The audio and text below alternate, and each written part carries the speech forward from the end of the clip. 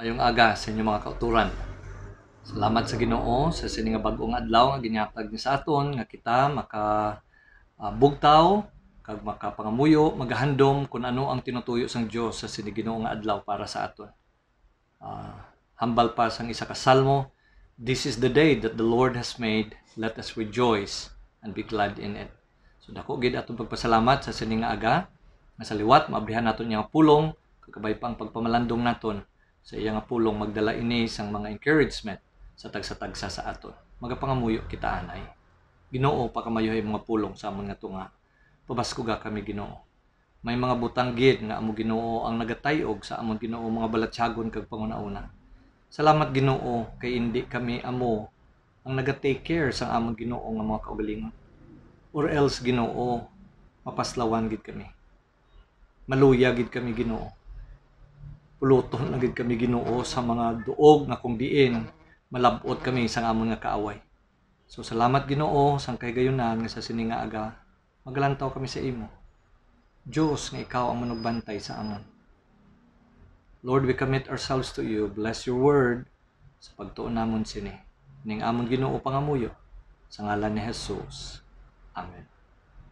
Sa sini nga aga magapadayon kita sa aton nga pagtuon sa iya nga pulong diri sa ginlabot na naton sa parts ang verse 1, "The Lord is my shepherd, I shall not want."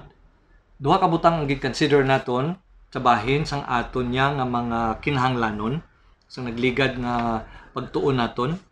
Ang translation diri nga ginhambal, "I shall not want," o kun waay gid sang makulang sa akon. Iban nga translations naghambal, "I shall not be in want." Or sa Philippians 4:19 nga naghambal, "But my God shall supply all your needs." Daw sa sinibalang dinalan sa kasulatan nga aton nga nakit-an. Aton niya nga masapuan nga kung diin ang aton nga mga kinahanglanon. Ang Ginoo ang mugid ang maga-provide sa aton. Kag iya nga ginpromesa sa aton. So bilang isa ka karnero sang Dios, magatulog kita nga ang aton niya nga mga mga basic nga mga kinahanglanon, pagkaon, tubi, bayo, o kung listaran, ini ma-look up naton sa Ginoo. Nga kung diin siya amuya ang hatag sa aton sang aton niya nga mga panginahanglanon. So in Philippians 4:19, naghambal dira, "But my God shall supply all your need according to His riches and glory by Christ Jesus." So in talking about our needs, suno sang iya nga kamanggaran, iya nga paghimunan ang akon niya nga mga kinahanglanon. So kung magpaminsar bala kita sa Dios bilang aton niya nga manugpahalab o kung manugbantay, kung suno sa iya nga kamanggaran, paghimunan niya ang aton nga mga kinahanglanon. So kung isa siya ka manugpahalab, isa siya ka shepherd, he owns the pasture. He owns the rivers. He owns the waters. He owns the clouds, the rain. So ano pa ang akon ayhan? Nga paminsaron nga akon nga kakulangan tungod kay according to His riches in Jesus. Suno sa kamanggaran niya, iya nga paghatagan ang akon nga mga kinahanglanon. So amo na nga nagahambal ang ini nga dinalan sang kasulatan nga aton nga ginbasa. Nga ang Ginoo ang akon nga manugpahalab, waay gid sang makulang sa akon. Kag kung maglantaw kita sa aton nga discussion about our needs or wants, ayhan indi na magid naton mapaminsar ang mga iban kag nga amo gid ni kinahanglanon naton para nga mabuhi kita. But when we are looking at our basic needs, food, water, clothes, shelter, diri naton makit-an nga Ginoo na promesa nga iya gid nga paghatagan kita sang aton niya nga mga panginahanglanon.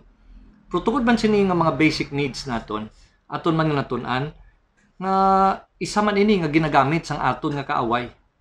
Nga kung diin ang aton nga attitude sini o kung ang aton niya nga mga responses, kung kisa amo ni ang nagadaldal sa aton palayo sa Ginoo. Isa sa example nga ginlantaw naton si Eve, nga gintulok niya ato nga prutas that it was good for food. Do kanami siniyahaw para sa pagkaon. In other words, tungod lang sa pagkaon, He disobeyed God's command. Ukod sa kay Esau naman, nga gin-exchange niya ang iyang birthright sa pagkaon. Mga pagpamalandong bala nga tungod ayhan sang aton nga kinawadon, tungod ayhan sa aton nga ginakinhanglan, labi na gid sa pagkaon, sa tubig, sa kag sa bayo, that we are willing to sin or to disobey God or to exchange spiritual things because in it. Or sa bahay naman sa mga Israelites, tungod ayhan naglabot ang tion sa mga pinanglanon sa tubig kag sa ilaya nga pagkaon, nga kung diin nagrebuildi sila sa Ginoo, so instead nga mangayo sila, magpakimaluoy sila sa Ginoo, nagkumod-kumod sila kag ginrebuildihan nila ang leader nga ginbutang sa ila sa Ginoo. So here we could see that indeed at times ini nga mga basic needs naton amon ni siya ang magdaldal sa aton palayo sa Ginoo, ang aton nga mga attitudes, ang aton nga mga reaction. So kabay pa nga sa sini nga aga sa pagtuon naton sa nga pulong aton nga makit-an nga ang ini nga mga butang nga i-supply niya sa aton, ihatag niya sa aton, hindi ini amo man ang kabangdanan nga ibutang dira sang aton nga kaaway, nga amo ini siya ang paalagyan nga kita magtalikod, kita nga magpalagyo, kita magpatig-a sa aton tagipusoon.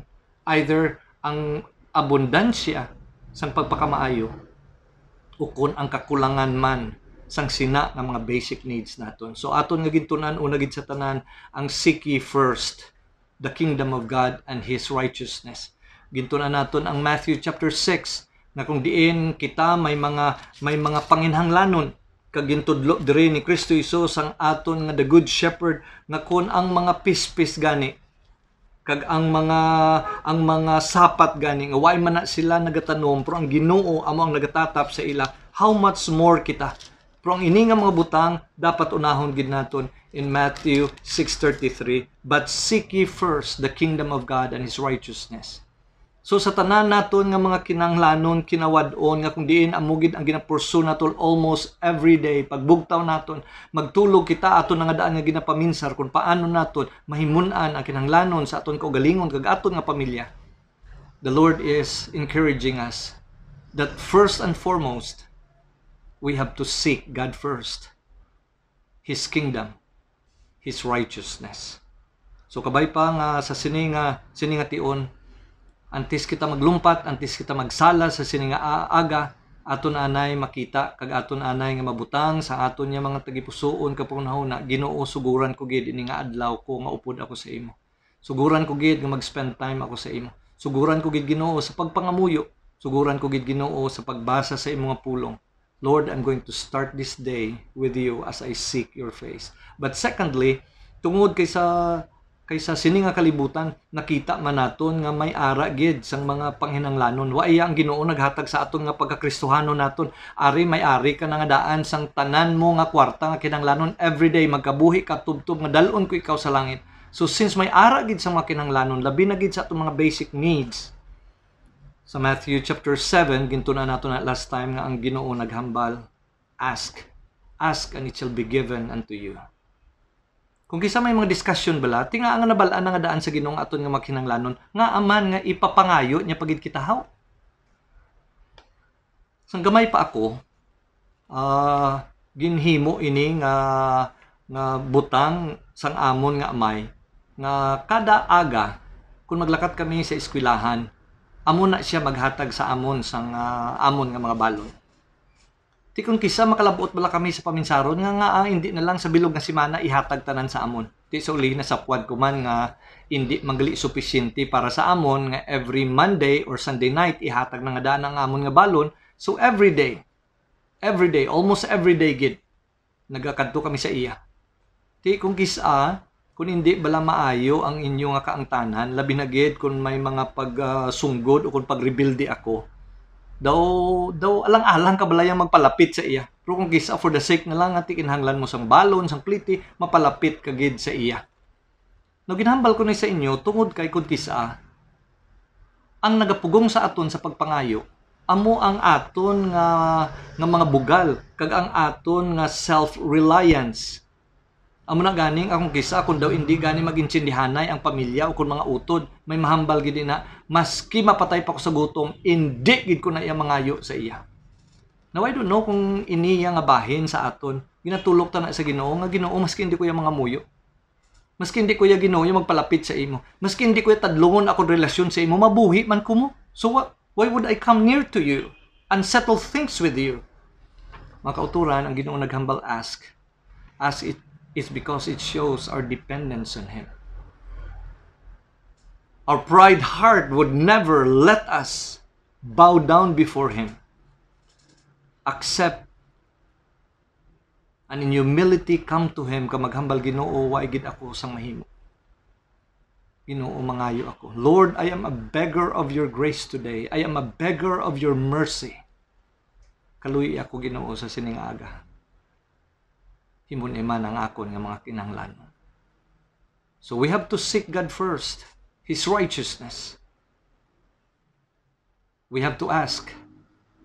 Nagapakita lang ina nga ang Ginoo gusto niya i-check atong tagipusoon kung ara man gihapon every day ang aton nga plastar sa aton kaugalingon nga nagadepende lang kita sa iya.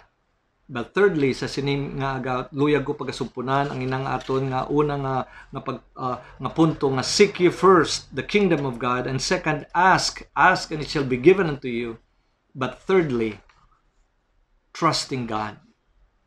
So when we think of our basic needs, hindi lang sa aton nga mga responses, sa aton attitude kag sang aton nga mga reaksyon nga aton gid unahon anay ang ginharian sa Ginoo. Unahon ta gid anay ang Dios sa tanan naton nga ginahimo. Hindi lang nga kita kinahanglan magpalapit gid sa iya kag mangayo gid.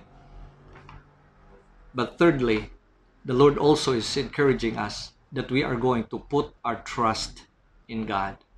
Now sa aton balang nga gintun-an sa pulong sang Dios diri sa Matthew chapter 6, ang discussion diri mabalaan ta gid kung ano ang puntariya nga ginahatag sa aton sa Ginoo.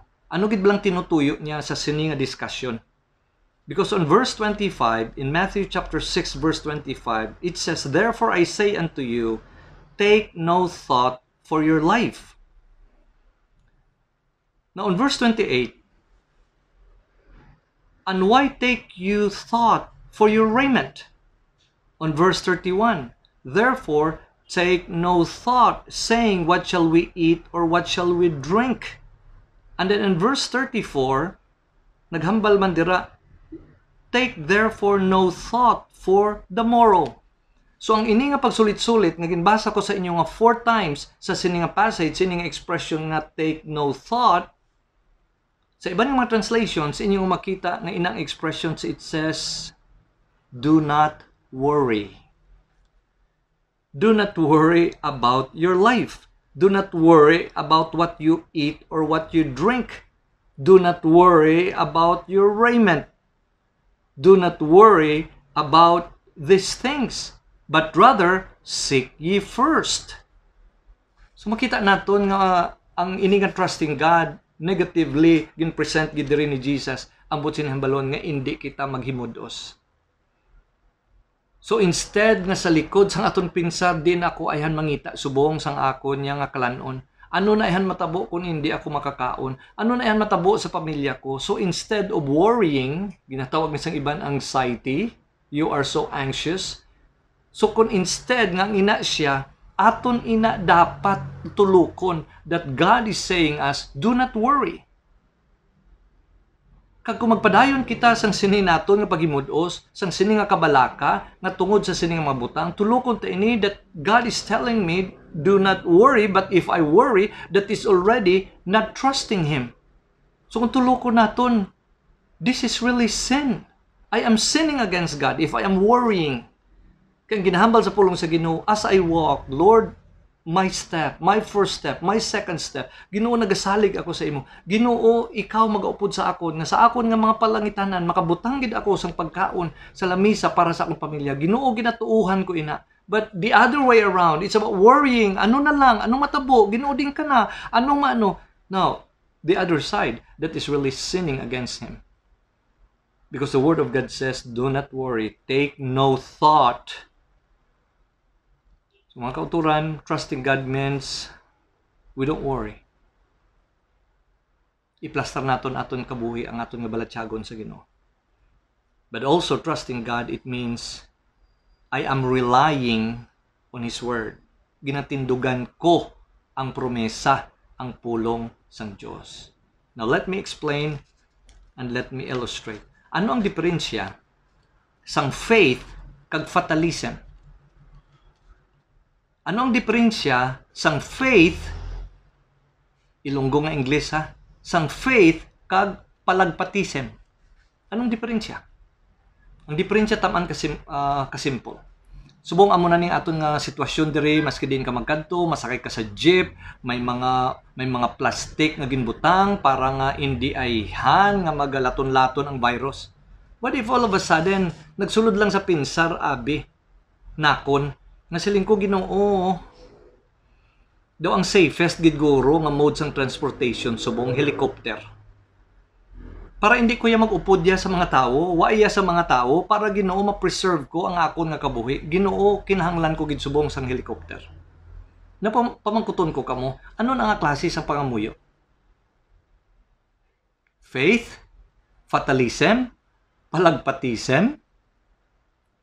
Way kan ikubutangan, way kagani parkingan sang sina nga helicopter. Kag diin man ko abi makadto, I mean God is going to supply my needs. Pero kung pinalagpat naman ina, I would never expect the God who is my shepherd na kung ano man ang nagsulod sa ulo ko nga pinalagpat, nga iya man nga sugataon tungod just for the sake, just to prove to me nga iya gid himun-an ang ako niya nga mga kinahanglanon.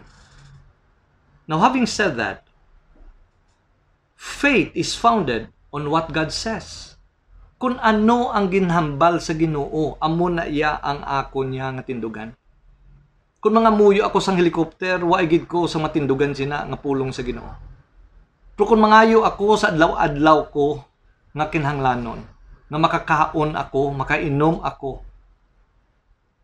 ina iya may ara gid na iya sang pulong sa Ginoo nga ginhambal niya nga iya nga isupply ang akon nga mga kinahanglan. That's why sa pattern sa prayer in Matthew chapter 6, pagkatapos nga naghambal, Our Father which art in heaven, hallowed be thy name, thy kingdom come, thy will be done as done in earth as it is in heaven.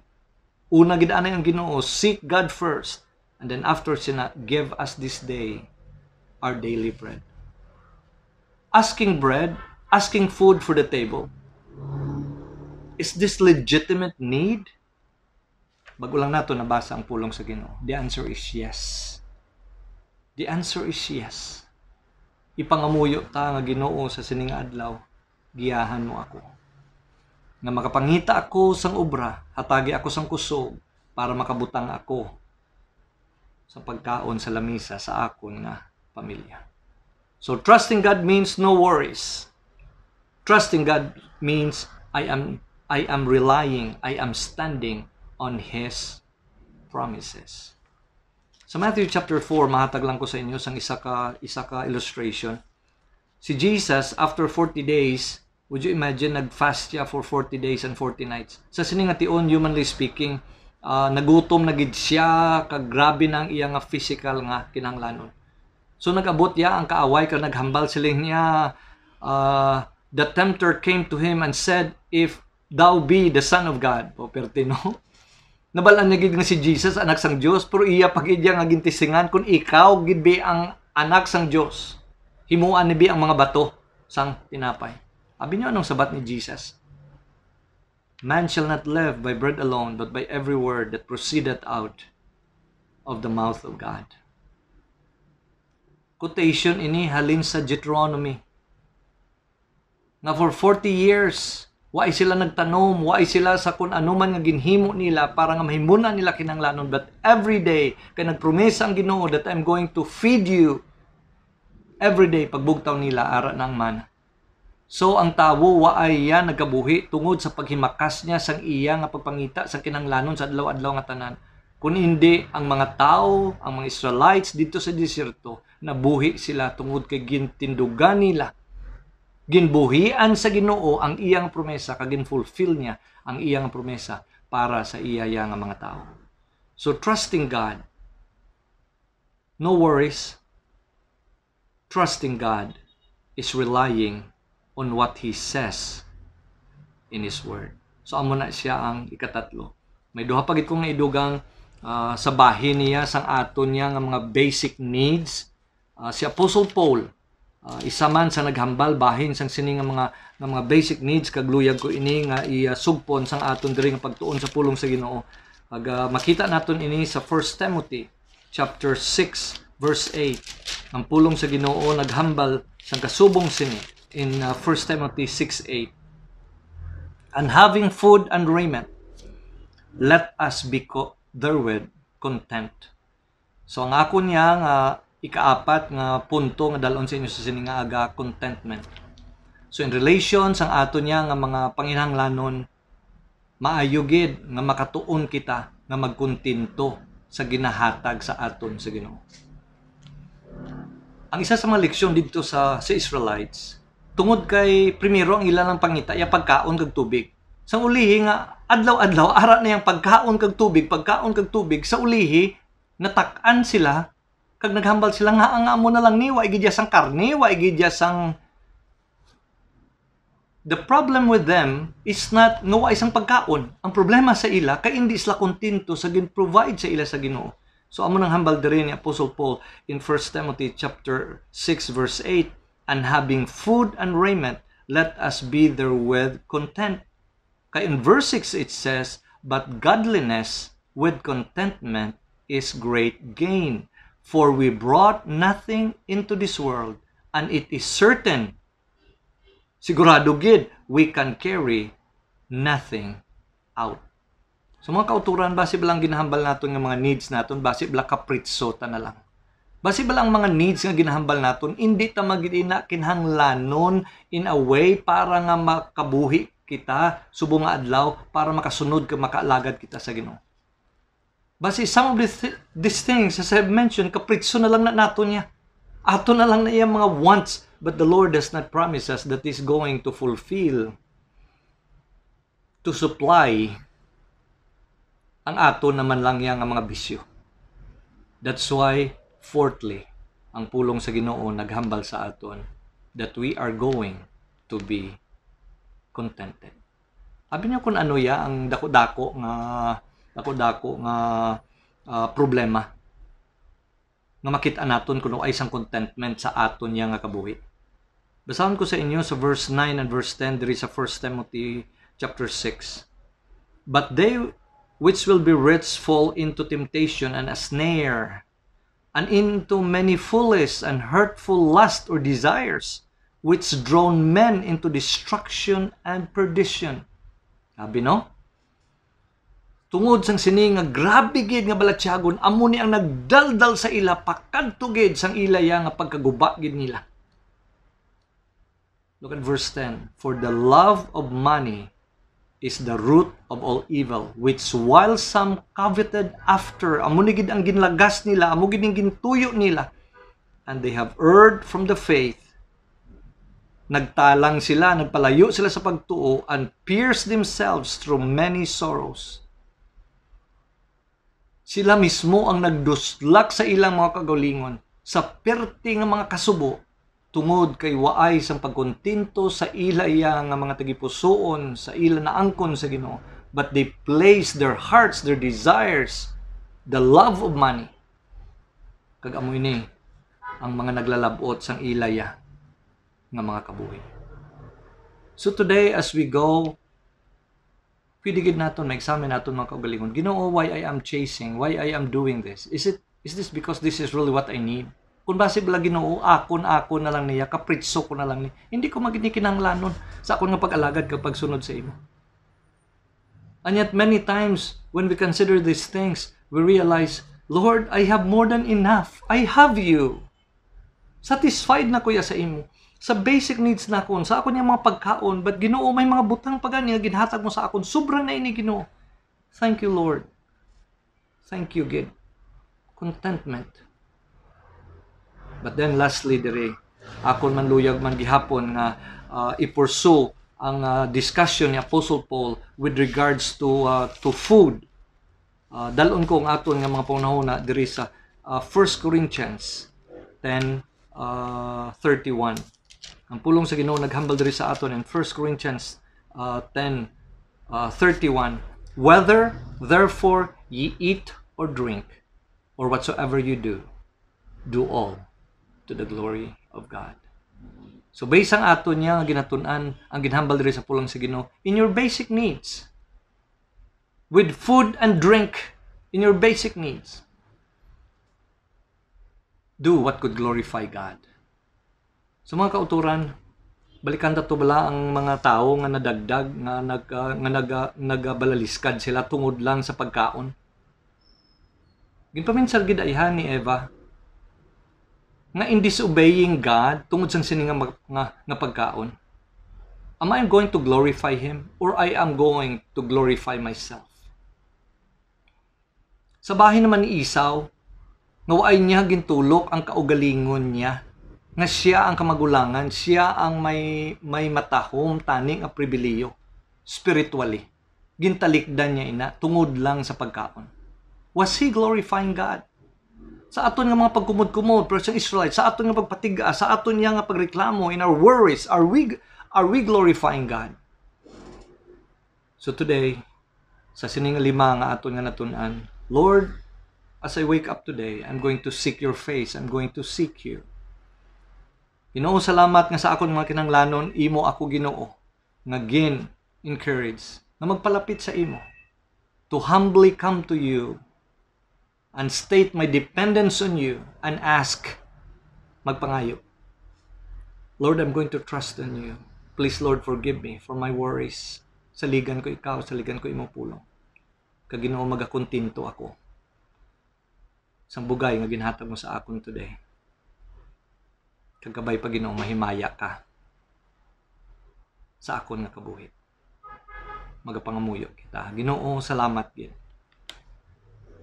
Kabay pa Ginoo sa sining adlaw. Lord, we are asking for safety.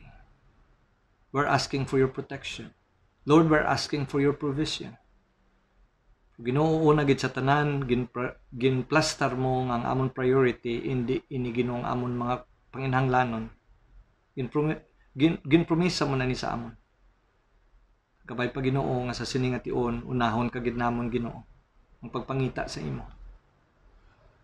Ang pag-spend time sa imo.